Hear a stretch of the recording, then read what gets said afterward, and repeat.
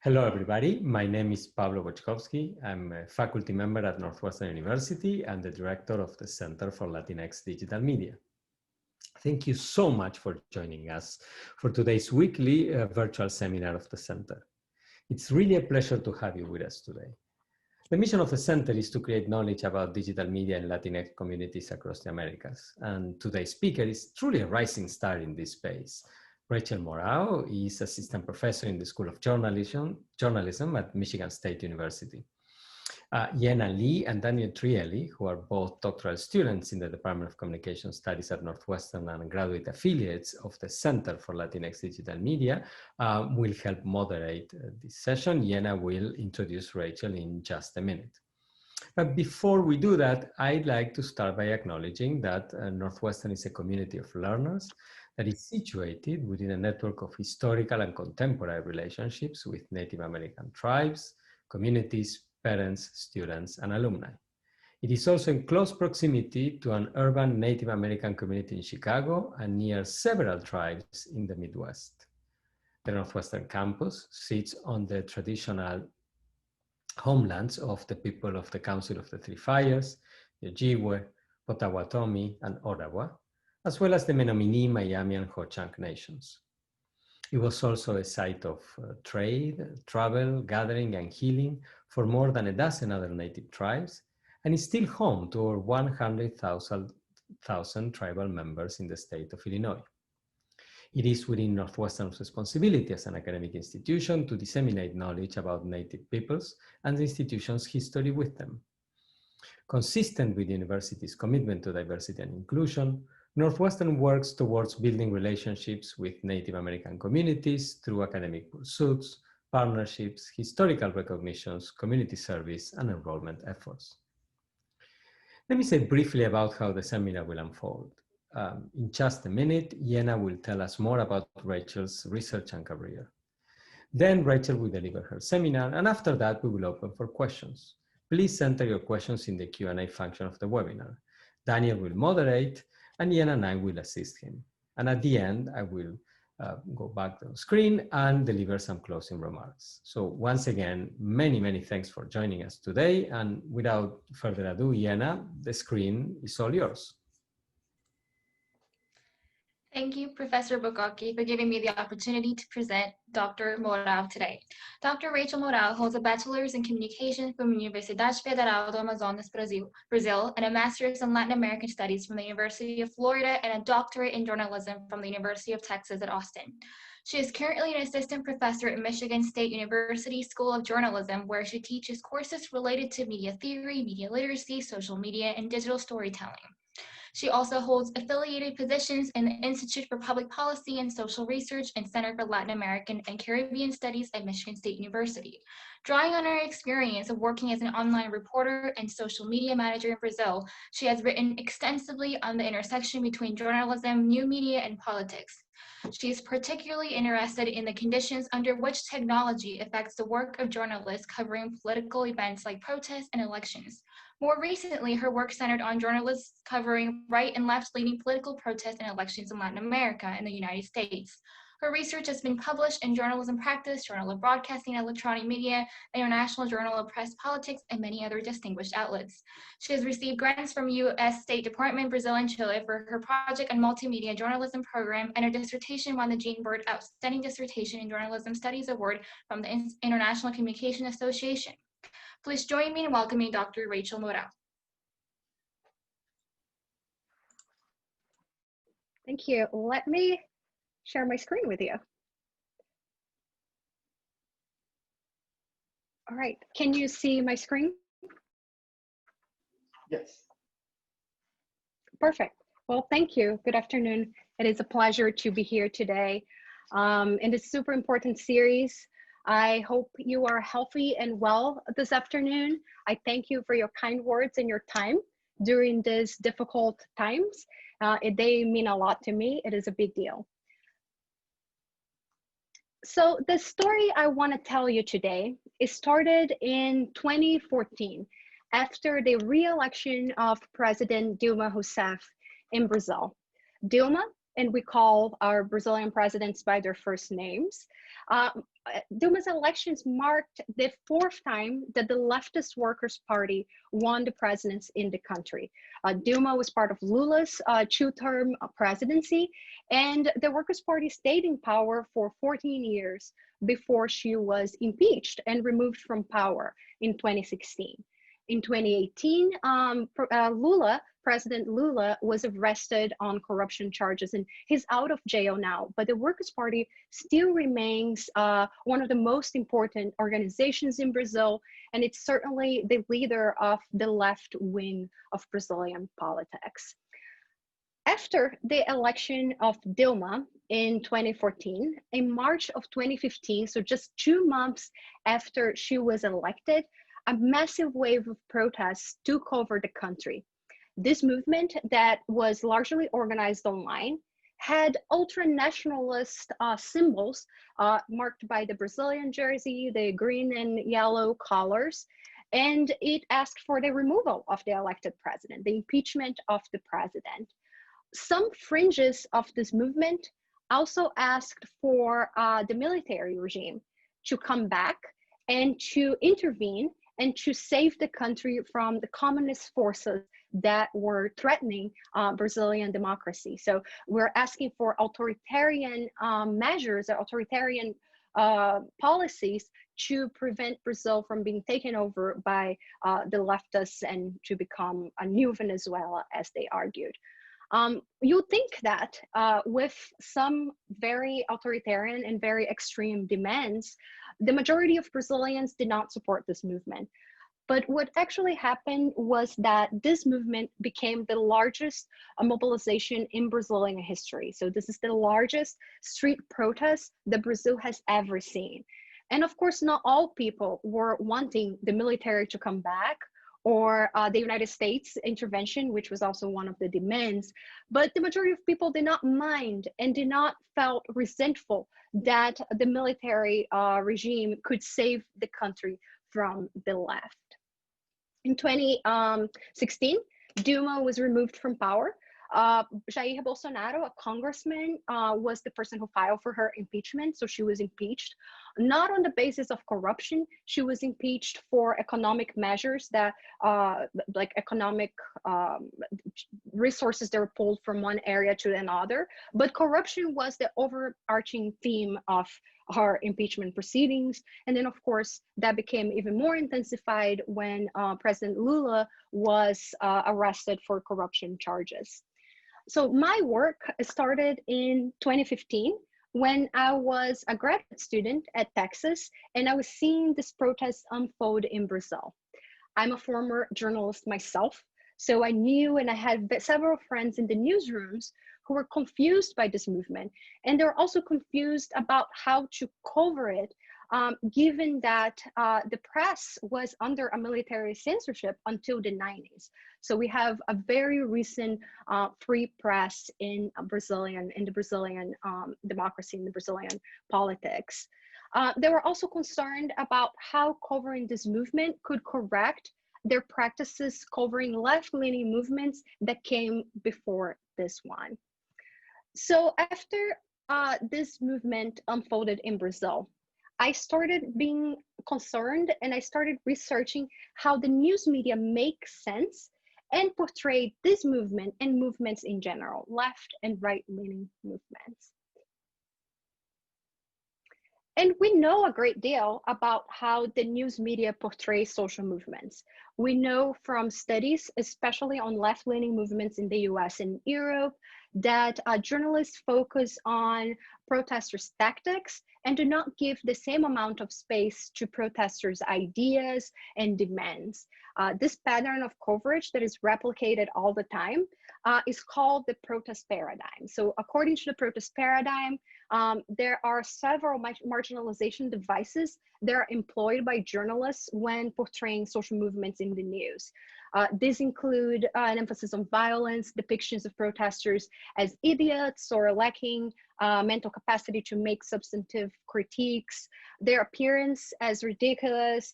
And these scholars argue that the protest paradigm, it's caused by the norms and routines behind journalists' work, which emphasize spectacle and deviant behavior to the detriment of more in-depth analysis of ideas and social critiques. Now, I'm from a city in the middle of the Amazon, and I read the newspaper from my local town, my local newspaper, every day.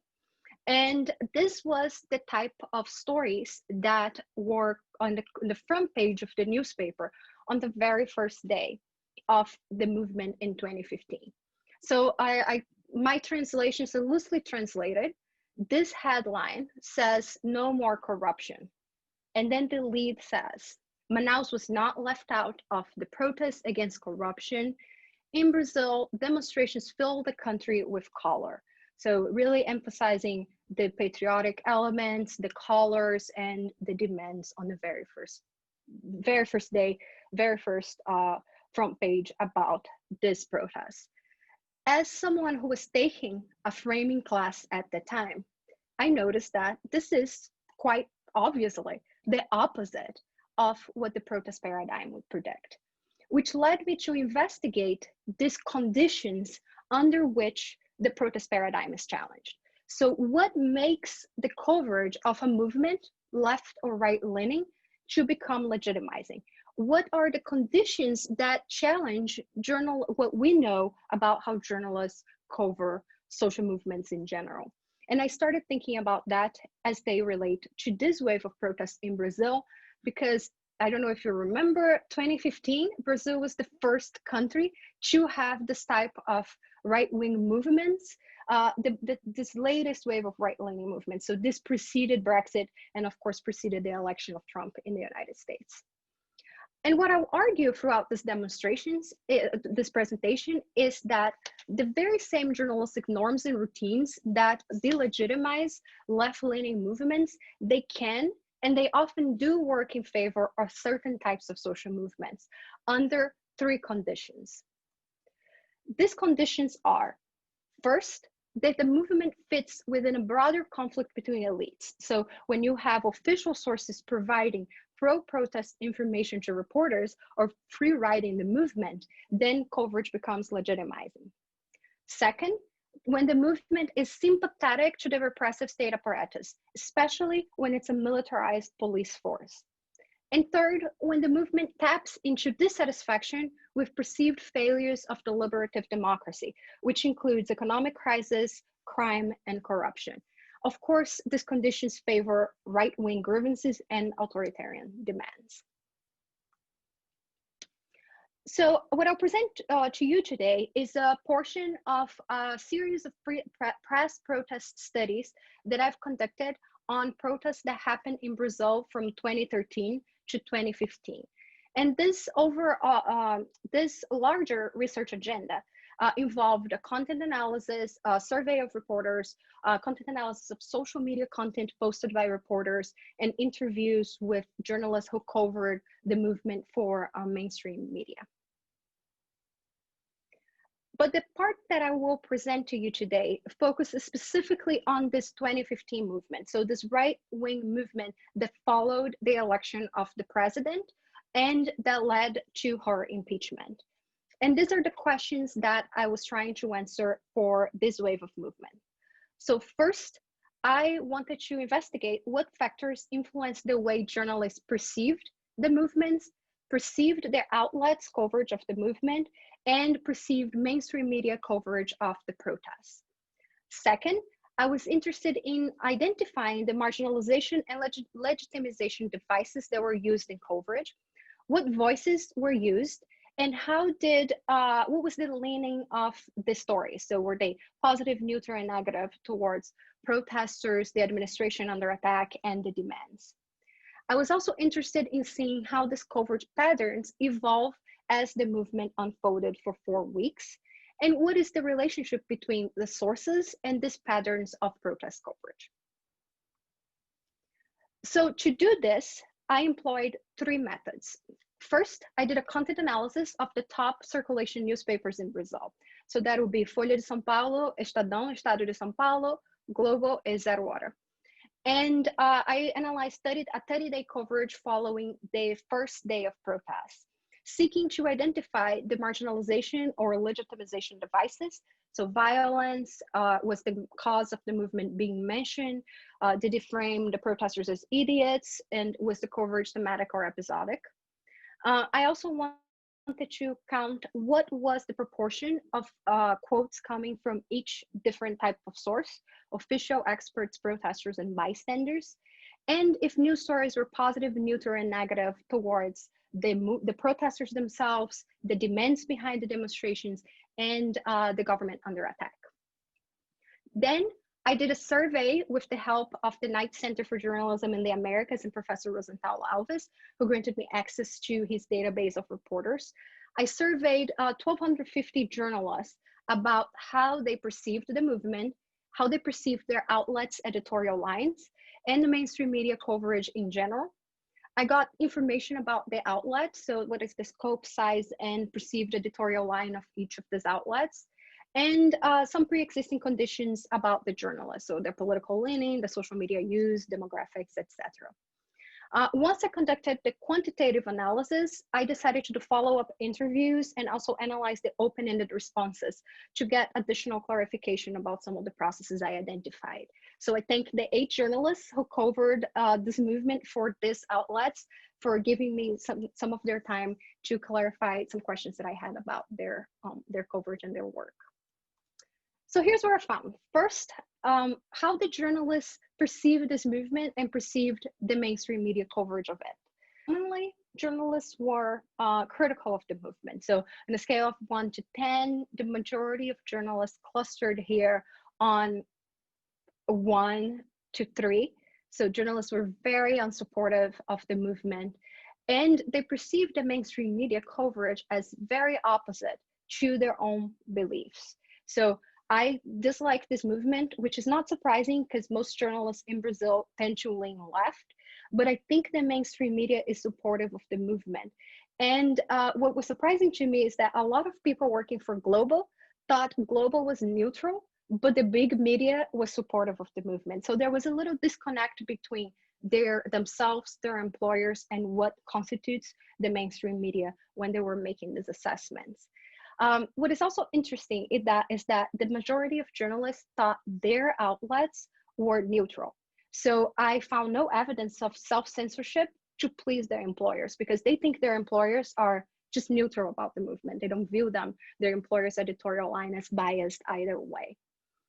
Our regression analysis showed that the journalists who were younger, upper class, and left-leaning were less supportive of the movement, which again, it makes sense. They are more educated, they are younger, and they see this movement with authoritarian demands more negatively, but they thought mainstream media was biased towards it. I also found that journalists at the outlet level, those who work for bigger outlets, so bigger national newspapers, thought their employers were more supportive of the movement. But overall, when it comes to how journalists view the movement, journalists' attitudes, they were critical of the movement, and they were critical of mainstream media, often thinking that coverage was biased against their own beliefs.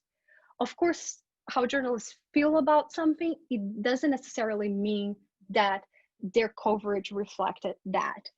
And in fact, my content analysis showed the opposite. From week 1, coverage about the movement mentioned the cause, so give a lot of space to the ideas as opposed to what the protest paradigm would predict. And over time, gave more thematic and contextual explanations behind the movement. So you get in coverage that is very informative and that highlights the ideas and demands behind the demonstrations. Stories were generally supportive of the movement, supportive of their cause, and very negative about the administration under attack, which in this case was the left-leaning Workers' Party. And less than 5% of the stories used marginalization devices. So you see, when I compare this to the coverage of left-leaning protests in 2013, that it's completely flipped. you had in that case about 50% of the stories focusing on marginalization devices and almost none giving thematic coverage in the beginning. So here, coverage was legitimizing from day one, critical of the administration under attack, and provided a lot of context to their audiences. Now, is violence less newsworthy here? Not really, because in this movement, this was the type of encounter that the military police, the riot police, had with protesters. So this is a tweet from Zero Hora. It's like the fourth largest newspaper in Brazil. And it says, military police are cheered by protesters in Avenida Paulista. So of course, you don't have coverage that emphasizes violence when you are taking selfies with the police and not being beat up by tear gas and rubber bullets. So here I want to emphasize that it's not that journalists ignored violence, it's that coverage that focuses on violence is really contingent on police response. In fact, these types of photos were really prominent in the coverage. There was a lot of images of how the protesters were taking selfies with the police and how the military police was really a superstar here, because this movement was for them to be more mano dura, for them to be more authoritarian, and ultimately for some of the people, for them to be in charge of the country. Now, whose voices were heard? These are also really interesting patterns, because from week one, you had the majority of the quotes coming from official sources. These official sources were elected politicians or the runner-up from the election, from the presidential election in 2014. So they were conservative voices. They were conservative voices that would call reporters to offer quotes that were supportive of the movement. So overwhelming positive coverage coming from these official sources. On week two, reporters seem to have tried to find a way to correct for that or to balance coverage. And that happened through other types of sources. And within this category, there were two main types, academic experts and NGOs, so activists that were not part of the movement, but were critical of the movement. By week three, this is the coverage. It's official sources like senators for conservative parties against academic experts. The senators are all about how this movement is a response to the failures of the Workers' Party and they're legitimate and we should really celebrate it. And the experts are raising all sorts of red flags about, yes, but there is all sorts of authoritarian demands that are embedded in the demonstrations. On week four, there was another wave of massive demonstrations. And you see the voices of protesters being heard again a little bit, but still reliance on the conflict between official sources and experts. So members of conservative parties and voices, academic voices, mainly criticizing protesters and their ideas. This was the main conflict of the news, in the news coverage, not as much about protesters and not at all about the police. So I had to ask journalists, how come you, who do not support this movement, working for an employer that you think is neutral about the movement, how come your coverage is the opposite of that? What is driving this pattern of coverage that is against your own beliefs and doesn't seem to come from self-censorship? This is what journalists told me. A lot of their behavior when covering this movement was influenced or was informed by their experiences covering the 2013, which was a left-leaning movement. What they said was that in 2013, they had no idea what was going on. There was fear of violence and they were not talking about demands a lot. And there was fear of violence because the military police really suppressed the student movement in 2013. But in 2015, for the right-leaning movement, the demands were in the front page of every newspaper in the country. You had the corruption and you had the federal police, the corruption investigation that was called Car Wash Operation. It was a federal police investigation on several politicians, including politicians from the Workers' Party. That operation was the main story of the day. It was the filet mignon in all newspapers. And protesters were just at the background of the political crisis. Newspapers, they tend to treat the demonstrations within this macro perspective. The government's awful, The operations revealing all the problems in the Workers' Party. People are dissatisfied, unemployment is awful, economic crisis, corruption, crime. Look, these protests are legitimate.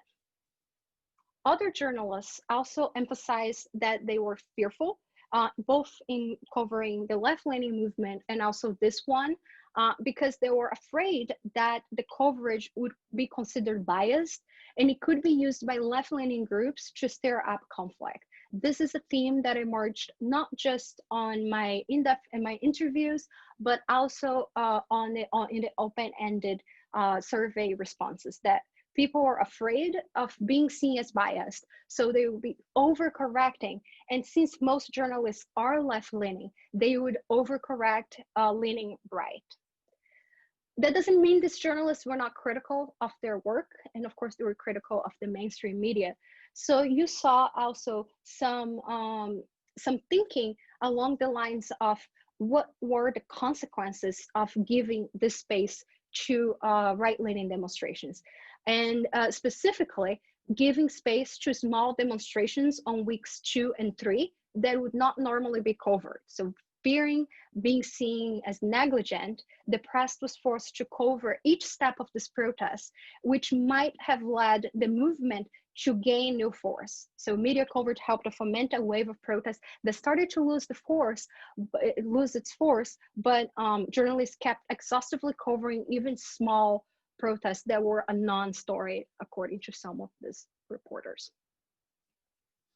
So some key takeaways from these results. First, I cannot emphasize this enough. Journalists in Brazil, and I suspect in many other countries, they reflect on their work. They're constantly assessing what they do, the coverage that they produce, and they're constantly self-correcting for biases. This process of self-correction often works against left-leaning movements because journalists themselves are supportive of those movements. They also are able to distance themselves and their outlet from criticisms that they might have against the mainstream media in general. 2, covering authoritarianism is a huge problem for journalists, especially journalists in new democracies. They were very critical of this movement, the right-leaning movement, but they felt constrained by the norms, routines, and the context surrounding these demonstrations. But they're also afraid. They were afraid of the military police, they were afraid of assaults during the demonstrations, and they're still afraid of a rampant anti-press sentiment in a country that arrested and tortured journalists about 30 years ago. So this is recent history. The coverage, even though I measured a lot of internal influences coming from the survey, what I really found was that coverage was shaped by external influences, these official sources, this elite conflict, and the police response to the demonstrations during the movement. Circling back to these 3 conditions. So what are the conditions that if you have a social movement, you will likely get some positive media coverage? First, find some official sources that will provide pro-protest information to reporters. What reporters constantly emphasized was that Bolsonaro called them to give quotes. And in the streets, they would observe that not everyone supported him. He was not a leader in that movement, but he definitely tried to free ride the movement by providing information to journalists. He was a congressman, so he had automatic standing in news portrayals. Second, find a way to be sympathetic to the repressive state apparatus. If you're supportive of the police will not repress you. You saw images that during that demonstration of people bringing kids and people wearing flip-flops. If you wear flip-flop to a street demonstration, you're pretty confident that you were not going to be arrested, or you're pretty confident that you'll not meet violent repression. And 3, your movement should tap into this general failure, this feeling of failure that democracy, that a democratic society has failed, things that a democratic society has failed to address. So economic crisis, crime, and corruption. Authoritarian demands, they often tap into those. They are offered as the solution to some of this generalized dissatisfaction, which brings me to what's happening now. So right now in Brazil, this movement has shaped the symbols, the messages, the demands, and the general discourse of Bolsonaro's base. Not all organizations in 2015 support him now. They already had a rift. They supported them in the election, but now the coalition dispersed a little bit. But the images, the discourses of the 2015 movement remain very strong. That's his base right now. Weekly, there are demonstrations in Brasilia that use the same symbols and use the same messages. And they happen every time something in Brazil happens that is not pro-Bolsonaro. So this specific image was for an opening of the country, like anti-social isolation protests. And Bolsonaro himself had COVID, but he attended all of these demonstrations. There have been demonstrations on impeaching the Supreme Court, closing down Congress. So really, anytime there's something that upsets the government, this threat of a military dictatorship, or in this case, a self-coup d'etat, is always present, right? If we want to end COVID demonstrations, military could take over. The Supreme Court votes for something against Bolsonaro, we can impeach the Supreme Court. So that threat of authoritarianism that was starting to germinate in 2013 is very much what sustains the Bolsonaro's base, the main base right now. So why should you care about this? I presented to you 3 conditions that lead to positive portrayal of movements, and that's nice and well, but who benefits from these conditions? Who is left behind? Who gets to achieve these conditions? What types of movements can be supportive of the repressive state apparatus? What types of movements can count on official sources in their quotes? So there are severe inequality consequences for these conditions and the way they play out. Journalists are afraid of being called biased, but that does not matter. This movement still hates reporters. They still thought they were fake news, and they still fueled anti-press sentiment. So no matter how much self-correction was involved, you still had increasing anti-press sentiment in this demonstration. So it didn't really work. As a journalism professor, I struggle on deciding what should I teach my students. I researched this, and I know the norms and routines create these inequalities, but then when I teach my journalism, reporting, public affairs class, I always say, if you don't get that official source, you're not gonna get a good grade. So what should we teach our students? How should we incorporate some of these concerns in our curriculum? Is a major question that I would like us to discuss today if we have time. And of course, there are issues of democratic instability, of what happens when a movement presents a return to authoritarianism as a solution to problems that don't have much to do with authoritarianism at all. Finally, I want to emphasize that none of this is new. So a lot of my work was informed by this piece on Indiana journalists covering the KKK in the 20s, where the scholar used the same methods that I employed in my study, and they found pretty similar results. This study found that when articles were not neutral, they tended to provide favorable coverage, often portraying the Klan's actions as beneficial or highlighting events as popular, despite how journalists felt about it. Much like my findings, the stories rely heavily on elite quotes and elite spokespersons. And the interviews with journalists revealed that legitimizing coverage was driven primarily by fear of being biased, fear of violence, economic pressures that the Klan was putting on newspapers, and also fears of legal harassment. And this specific portion of the paper really highlights the dangers of trying to get this neutral press coverage on movements like this. So the quotation makes clear that the Klan hoped to receive, at worst, neutral press coverage. As it has been shown, about half of the Klan's coverage on the first period of marches in the 20s in Indiana was neutral. But were such stories really neutral? Not really, because the coverage helped legitimize the Klan by implying that it was an accepted and acceptable part of society. For a newspaper to be neutral towards the Klan in the first half of the 20s was, in a sense, to be for it. Thank you, and I look forward to your questions and your discussions in the second half of this forum.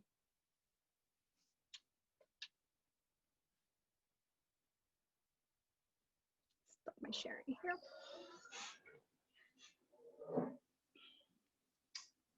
Well, thank you so much, Dr. Mourão. Can you hear me? Can you hear me well? Yes. Okay, thank you. Thank you. This is a very good presentation. It's really interesting to see it unfold, and especially having read papers from you in the past, it all makes a perfect sense, and it's super interesting. We have some questions that are starting to come in, but I'd like to use my prerogative as the moderator of the Q&A and start with a question by myself. And the question is, to which extent the legitimization or delegitimization is dependent on the audiences themselves? For instance, we saw from our presentation that there are selfies with the police that these protesters take, and some people publish that presumably to legitimize the protest, but can they be as well delegitimizing, like saying this is not a serious protest? And the flip side is also violence, right? Can violence, is violence always delegitimization, or can it legitimize a protest as well? Yes. So for this, the right-leaning movement, what my analysis on social media actually highlighted that.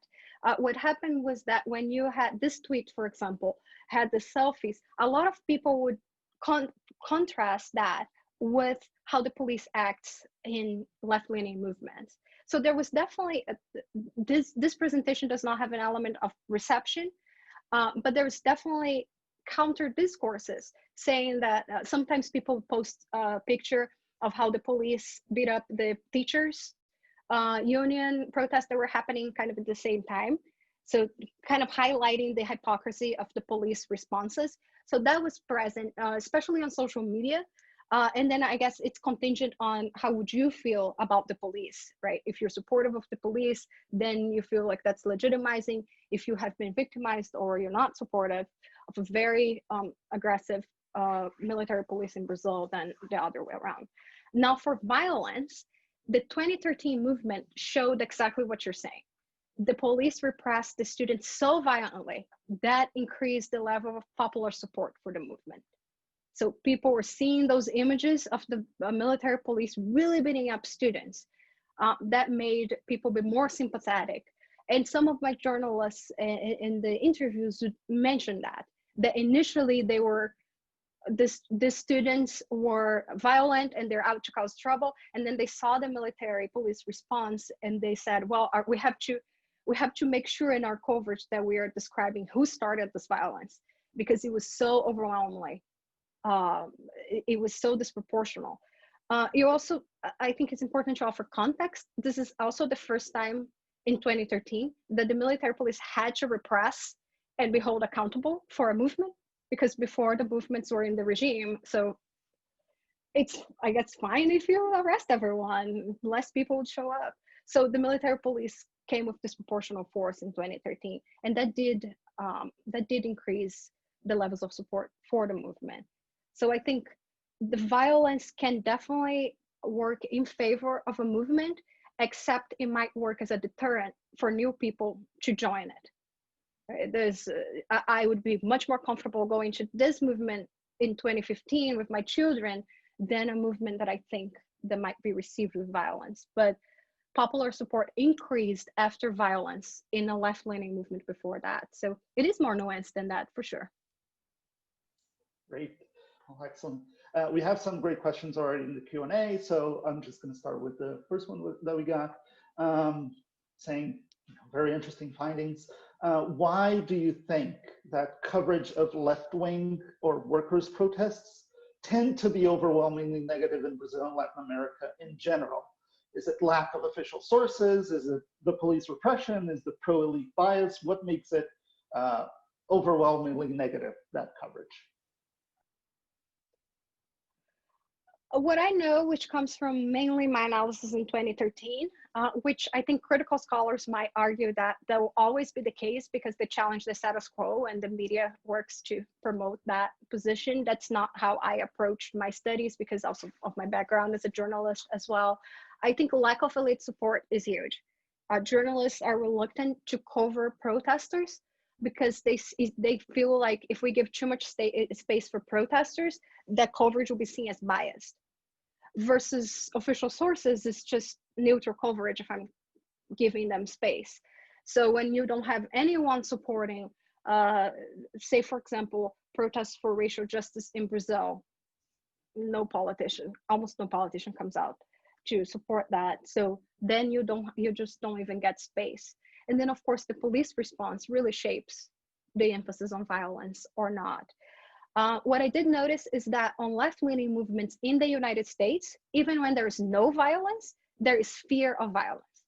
So the protests after the Trayvon Martin was shot, those movements did not have violence, but the coverage still focused on violence. It was asking people to not be violent, people who were not violent to begin with.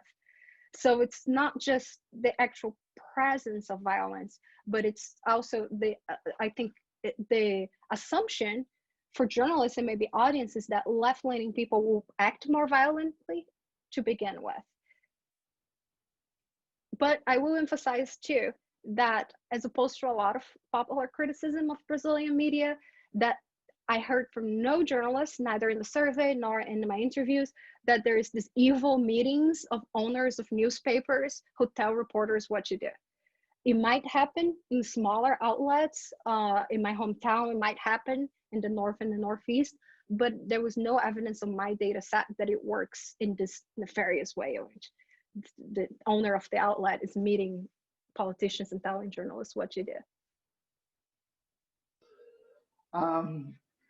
Next question is about it's the person who asked it says they're especially interested in the last point that you brought up about Bolsonaro being asked to comment in the news when the protests weren't in favor of him specifically. The person wonders how journalists should construct narratives of protests that are not called by specific politicians. How can journalists reconcile anti-authoritarianism with having to construct a narrative, right? And as an additional question, I'm just going to latch into that as well and ask, how has media really pushed back against the authoritarianism of some of those protests, or have they? Are there like editorials? How do they actually mechanically counter that? On Bolsonaro in this movement, what was really interesting, so Bolsonaro would arrive in the marches and grab the microphone and try to speak. And sometimes he would give a short speech and a lot of people would boo him. Will be like, no, we're not partisan. We don't agree with you. And a lot of people would like him and take selfies and do those things. So that thing became an event itself. Bolsonaro has always been really good about grabbing media attention because he creates these moments. They're very interesting, right? So you go to a movement that you kind of didn't organize at all. You step up with the microphone and you try to speak. Half of the people hate you, half of the people love you. That's a story. So he got media attention with that. He did, if you're familiar with Brazilian television, he did that on every TV show. You go on this really trashy TV shows and say awful things to just kind of get some attention. But journalists would explain this difference. They would say, have people like it. They were somewhat accurate in their coverage, but still, I still think journalists gave him the space that was disproportional to his role in the demonstrations at that time, which amplified his persona as a leader for this movement, which in fact he wasn't in the beginning of the movement. So I don't know, because I feel like that's what I said. If I'm teaching my students, I would tell them to cover that. It's so newsworthy. This congressman is like grabbing the microphone and trying to speak, and some people like it, some people not. So I don't know. I'm kind of hoping you help me figure that one out, because is any space, is any publicity good publicity? I guess that ends up being the question here. Right now, I think the press struggles to cover him because part of his discourse is anti-press sentiment. And traditionally in Brazil, journalists were accused of supporting right-wing people and right-wing governments. So you never heard things about globalist leftists. That makes no sense, right? They were part of the military dictatorship. So now they feel cornered by, now everyone hates us. The left-leaning people think we are authoritarian, and the right-leaning people say we're communists. So being a journalist is really challenging right now. But I think the way the press was harassed and assaulted in the anti-COVID movement made a lot of outlets say, then we're not covering this anymore. And the movement lost force after it lost attention. So sometimes maybe just not give them attention might be. Yeah, just not as an interesting observation is that the Folha de São Paulo, which is a liberal kind of centrist kind of left right-leaning news organization, is called by the right-wingers as the Foice de São Paulo, which is the sickle of São Paulo. Like, it's a communist apparently. And even Estadão, which is a conservative outlet, while I worked there, was already being called as the Comunistão, the big communist. It's interesting how those things are changing, right? We have another question. And I think that was because of I think that was U.S. influence too. That the U.S. influence of like, oh, we can make this fake news thing a thing that can help us get elected. You can definitely see echoes of that because there was no tradition of like news outlets being liberal in Brazil. That was just not a social concern prior to Bolsonaro. We have another great question in the Q&A, which is people were wondering if you could say a bit more on the role of class in the coverage of these protests. Does that factor into the positive or negative coverage somehow? For sure. I think it even in the left-leaning protests, when rich people started joining the protests in 2013, which started as left-leaning, the police was not going to repress them to the same extent. So that that is regardless of the leaning of the movement. I think class is embedded in the way the police responds to demonstrations, which in turn shape coverage. But then, of course, if you have a conservative movement, you had more upper class people in these demonstrations. Although it's unfair to say that only rich people marched the streets of Brazil. You had millions of people. So there was a range of various social classes in this movement, enough that there were VIP sessions during these demonstrations. So rich people, there was enough non-rich people, the rich people, the little VIP areas with champagne and celebrities. So I think class shapes police response. It shapes access in terms of quotes, but I would not say this specific movement was only a rich people's movement. I think there was more variance than we traditionally give credit for. Great, thank you. And I believe Pablo has a question or two now. Yes, I do. Thank you, Daniel. Telepathy, you see. Rachel, thank you very, very much for a great talk. I actually have a ton of questions, but I want to ask two of them. One about mechanisms and the other about sort of a comparative analysis of this. So the one on mechanism is as follows. So you said that journalists sort of overcorrect leaning right because of the perception that they have a sort of left-leaning tendency. So could this account for making them more vulnerable to external influence, as you said, at one of the conditions? And if that was the case, does that mean that then when they have to cover protests on the left, right, because they are seen as left-leaning, so they don't overcorrect and therefore they're less vulnerable for external influence? So yes. That's one. And the other that's more on the mechanisms, and the other that is more sort of on the comparative side is, some of the processes that you're describing have an uncanny resemblance to what's been happening north of Rio Grande, in the US in a time period not so dissimilar.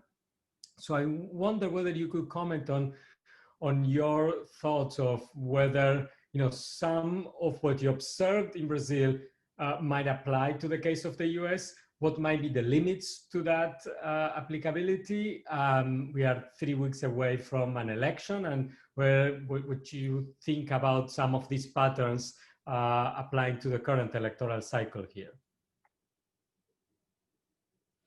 So on the mechanisms, what I did find in a separate analysis, so I selected 23 journalists and then I content analyzed the stories that this journalist wrote to try to disentangle these mechanisms. And what I found is that for left-leaning movements, they correct the other way. So they provide coverage that is more critical of the movement. So in a regression analysis, the more you support a movement, the more negative your coverage becomes. So when I talk to journalists, they'll be, well, I had to find the other side. I couldn't just have protests here. So you see that it's bidirectional. It happens the other way around. And part of it is also shaped by external influences. When they're covering left-leaning movements, they have a smaller set of legitimate quotes to pull from. And some of these quotes were coming from, and that will lead me to my other answer. Brazil had 23 presidential candidates in the prior election, in this election in 2014. So if they needed an elite left-leaning source, they went with the third place of the election, who is a left-leaning candidate, Marina Silva, who is anti-Workers' Party. So even when they had a quote from a leftist source, she left the Workers' Party because she was, for her, the Workers' Party was too center-right. So even the quote from the left was anti-Workers' Party. The coverage was all determined by this anti-Workers' Party sentiment. But you would see both mechanisms and also external influences shaping this coverage as journalists try to avoid being seen as biased and also seeking for official sources to cover all their bases. That is kind of different in the United States. There's some similarities, but the fact that you have a two-party system allows journalists to have a pool of quotes from people under attack and people attacking that is more readily available. So I suspect, and I haven't done this study, this is on my to-do list, that if you were doing a study like this on the Women's March, for example, you find legitimate coverage because it meets those conditions. It has official sources who support it. It doesn't have police repression, like the police didn't arrest anyone, and it taps into dissatisfaction with electoral outcomes. So you probably would see legitimate coverage there with a left-leaning movement. But if you're thinking Black Lives Matter prior to Trump, then you wouldn't meet these conditions because even in the Obama administration, there were no official sources supportive of Black Lives Matter until this year. No one would come out and talk about Black Lives Matter. So I think there is more possibility for left-leaning movements in the US to get potentially good media coverage because there's a broader, you can choose Democrats to be driving Democratic Party official sources to be critical of these movements. But those are really good. It's a really good research question, but I think it's also important is what's the leaning of the party under attack. Right? This study was on right-leaning movements that were challenging a left-leaning movement. Right now, we're having a wave of right-leaning movement that are pro a right-leaning government that is in power. So you end up with situations like the Michigan coverage of the anti-social isolation protests, in which there was violence because they marched the Capitol with AK-47s, but the police avoided confrontation, as I would too if my protesters had AK-47s. So journalists were like, how do we even, and then the president was supportive of Liberate Michigan. So how do you even start? Post-election will be an interesting wave of protests as well. Could you I know there's a complicated answer of possible studies that could be done. Yes. No, but because it depends if the because I think post-election it will depend if it's going to be protests that are challenging the electoral outcomes and to which direction, right? You could have an elected Trump who has pro-Trump protests. You could have an elected Biden that has pro-Trump protests, and you could have like an elected Biden that has pro-Biden protests. There could be various combinations of how a movement can emerge within I would add all challenging democratic processes. Yeah. I would add that you would have those protests against or for Biden, against Biden from two directions, right? From the left or from the For right. sure. So it's 6 dimensions, not even 3 in a way. So, which is very similar to Brazil, but very near to the United States. Correct. And if I may follow up on that, so the research that you presented focused on the role of the news media. You did share a tweet, but when you talked about sources, etc., it was like the official sources where we get quotes, etc. Now, the media are increasingly using social media as, well springs of quotes, right? I mean, I wouldn't say source of quotes because that would seem redundant, but so did you see that happening in your content analysis, and how were the quotes from social media used in that case? Not as much as I think I would see now. I think journalists were still trying to make sense of how do we so as part of this project, I was also interested in how they use social media in their reporting practices. And they used it mostly to reach out to sources and talk to them in person or on the phone. So the journalists will go in the page of the movement, in the event page on Facebook. A lot of that was done by events.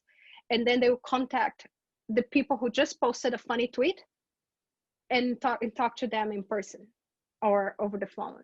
So there was not yet, and partially it might be because the functionality of embedding a tweet was not fully adopted by newsrooms. So they used social media more as a resource to find and reach out to sources than as the quote itself. At this stage, I suspect that has changed dramatically. We're seeing more and more quotes direct to pull from social media's public opinion, as the work of some scholars like Shannon McGregor and Logan Molino have been shown that journalists use social media as tips of public opinion. So that might be happening more in Brazil now. What I did also analyze, not as part of the presentation today, of course, limited time, was the tweets that journalists sent.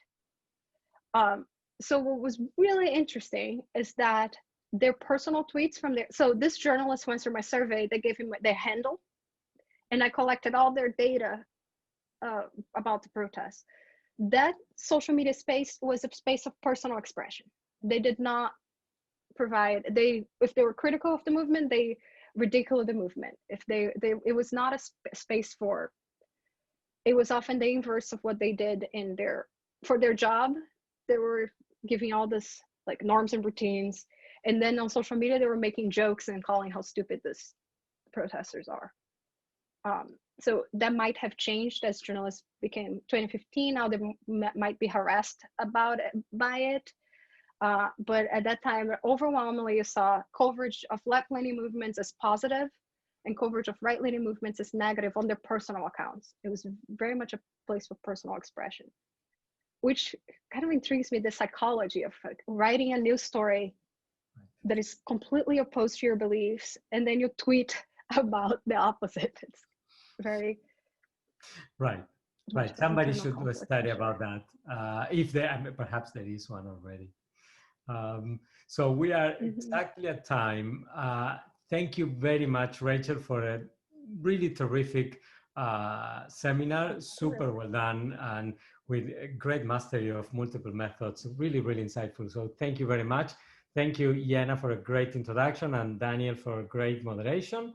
And everybody, I hope to see you all next week when we have the next installment of this series with Jairo Lugo Cando at Northwestern University in Qatar. Have a great rest of your days and weeks. Bye now. Thank you. Stay safe, everyone.